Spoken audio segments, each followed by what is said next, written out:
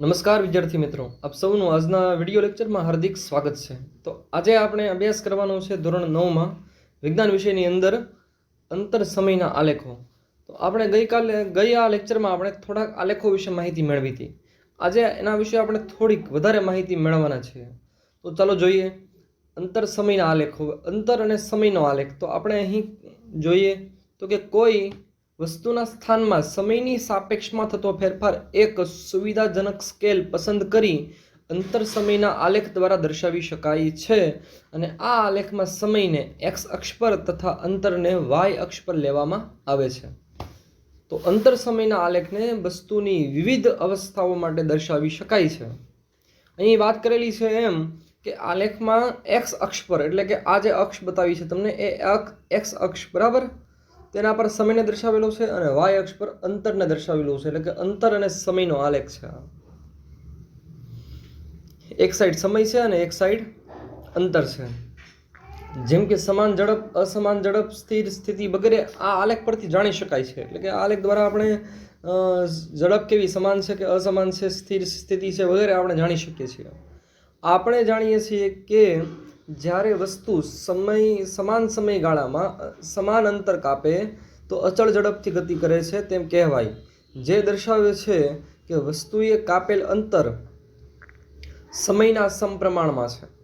એટલે કે એક સરખા સમયગાળામાં જો વસ્તુ એક સરખું અંતર કાપતી હોય તો એ અચળ ઝડપથી ગતિ કરે છે તેમ કહેવાય.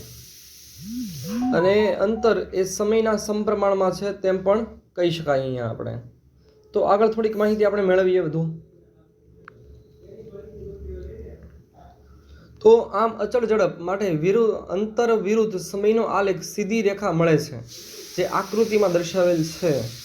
બરાબર, અહીં સીધી રેખા મળે છે આપણને, જે આકૃતિમાં અહીં દર્શાવેલું છે. આગળ આપણે થોડીક વધારે માહિતી મેળવીએ તો કે આલેખનો ઓબી ઢાળ, ઓબી એટલે કે આ ઓ અને આ બી, આ જે ઓબી જે ઢાળ છે, આલેખનો ઓબી ઢાળ, તે આપણને શું દર્શાવે છે જોઈએ આપણે. ભાગ દર્શાવે છે કે અંતર સમાન દરથી વધી રહ્યું છે.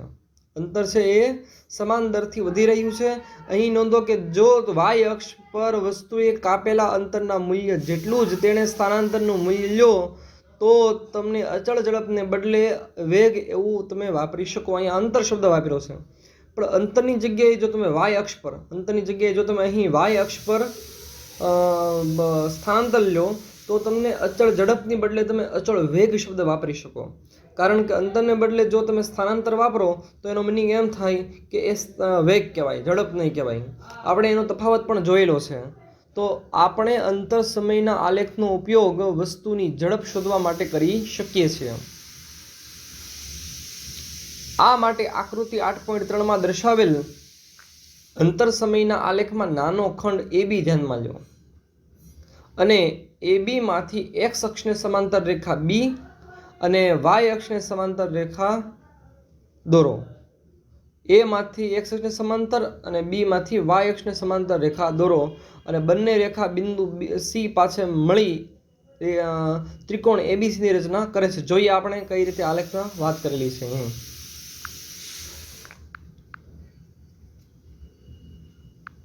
તો આ એ છે, તો કે એને સમાન એથી એક્સ અક્ષને સમાંતર રેખા એક રેખા દોરવાની છે આપણે એક્સ અક્ષને સમાંતર, એટલે કે આ રેખા, અને બીજી દોરવાની છે આપણે વાય અક્ષને સમાંતર, એટલે કે આ રેખા. એ મળીને ત્રિકોણની રચના કરે છે. અહીં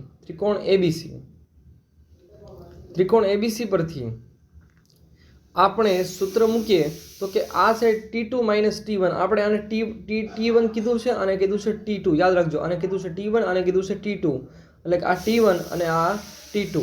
તો આ અંતરને કહેવાય T2 - T1. શું કહેવાય? T2 - T1 આ અંતરને. અને આ અંતરને આપણે કહી શકીએ, આને S1 કીધું છે, એટલે કે આ S1 થાય અને આ S2 અને આ થાય S1. તો S2 - S1 થી આપણને અંતર મળે, તો અંતરના છેદમાં સમય, તો આપણને ઝડપ મળશે. અહીં જોઈએ આપણે આગળ. તો અહીં તો બંને રેખા C પાસે મળી ત્રિકોણ ABC ની રચના કરે છે, જે આપણે જોયું. હવે આલેખમાં એસી સમયગાળામાં T2 - T1 જે આપણે જોયું, જ્યારે BC તેને અનુરૂપ અંતર S2 - S1 તે પણ આપણે જોયું. હમણાં આપણે આલેખ પરથી જોઈ શકીએ કે વસ્તુ A થી B સુધી ગતિ કરે તે દરમિયાન T2 - T1 સમયગાળામાં તે S2 - S1 અંતર કાપે છે. તેથી વસ્તુની ઝડપ v નીચે પ્રમાણે દર્શાવી શકાય. તો ઝડપ બરાબર S2 - S1 ના છેદમાં T2 - T1. આ જ રીતે આપણે અંતર સમયનો આલેખ પ્રવેગી ગતિ માટે પણ દોરી શકીએ. કોષ્ટક 8.2 કાર દ્વારા 2 સેકન્ડના સમયગાળામાં દરમિયાન કાપેલ અંતર દર્શાવેલું છે. તેના વિશે થોડીક માહિતી આપણે મેળવીએ.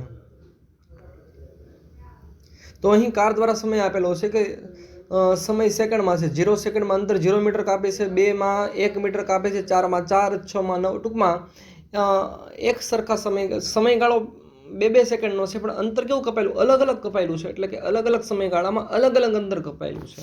તો આ નિયમિત ઝડપ કહેવાશે નહીં. એનો આલેખ કંઈક આ રીતે મળશે આપણને. સુરેખ આલેખ મળતો નથી. આ અસમાન ગતિ માટે અંતર સમયનો આલેખ છે.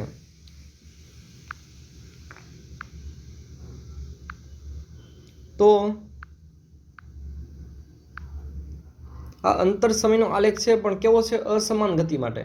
તો કારની ગતિ માટે અંતર સમયનો આલેખ આકૃતિ 8.4માં દર્શાવ્યો છે. એ નોંધો કે આકૃતિ 8.3માં દર્શાવેલ અંતર સમયના સમાન ગતિના આલેખ કરતાં આ આલેખનો આકાર કેવો છે?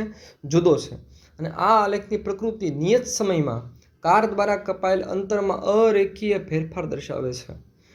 અરેખીય ફેરફાર એટલે આપણે સુરેખ નથી મળતો. અંતર સમયનો આલેખ આપણને સુરેખ પહેલાં મળેલો છે. આ આપણને આ રીતે મળે છે. તો અહીં એનો મિનિંગ એમ થાય કે એક સરખા સમયગાળામાં એક સરખું અંતર કપાયેલું નથી, જે અનિયમિત ગતિનું ઉદાહરણ છે. માટે આકૃતિ 8.4માં દર્શાવેલ આલેખ અસમાન ઝડપવાળી ગતિ દર્શાવે છે. તો આપણે અંતર આલેખ પરથી કહી શકીએ કે ગતિ કેવી છે, અસમાન છે કે સમાન છે, નિયમિત છે કે અનિયમિત છે. કેવી રીતે ખબર પડે? જો કે નિયમિત ગતિ હોય અથવા તો સમાન ગતિ હોય તો આલેખ આપણને કેવો મળશે? સુરેખ આલેખ મળશે. જ્યારે અસમાન ગતિ હોય ત્યારે આપણને આલેખ કંઈક આ રીતનો મળે અથવા કંઈક અલગ રીતે મળે.